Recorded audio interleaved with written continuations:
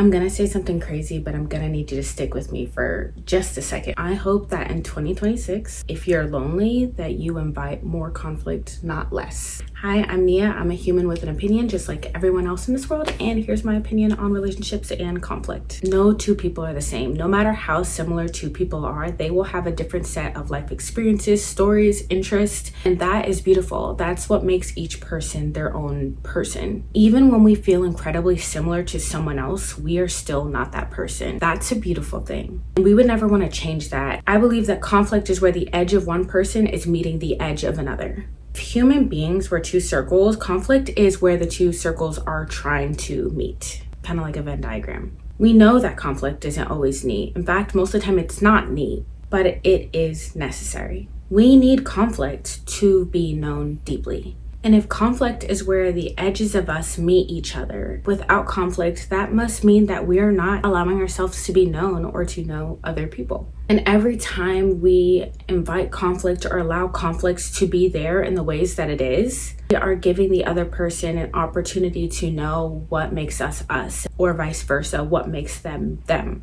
And I think that's why a lot of people talk about how powerful and empowering it is to bring to someone you love's attention, like, hey, this is me, this is where I am.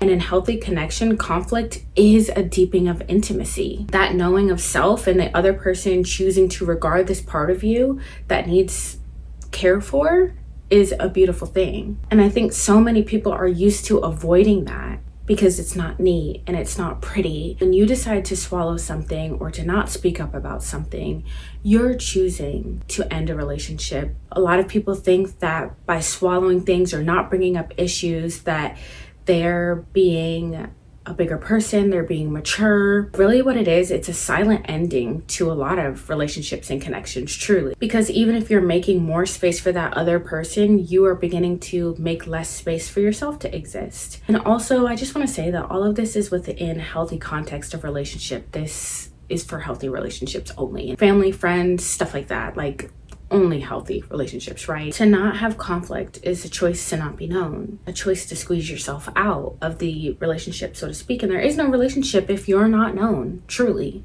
And so I know that it sounds crazy, but I do hope that you have more conflict in 2026 or whatever year that you're watching this. It sounds crazy, but I know it'll bring you closer to the people you care to be close to. And even when conflict doesn't end in the ways that we hope, at least you're putting yourself forward. You're putting yourself out there. You're putting the parts of you that are hardest to be seen out there. Because like I said, conflict is most of the time, rooted in the parts of us that really need to be seen and really need to be understood. It's not always pretty, but conflict is almost always worthwhile. And that's my crazy opinion. It's not too long, so I hope that you have a great rest of your day. And I hope you have more conflicts this year.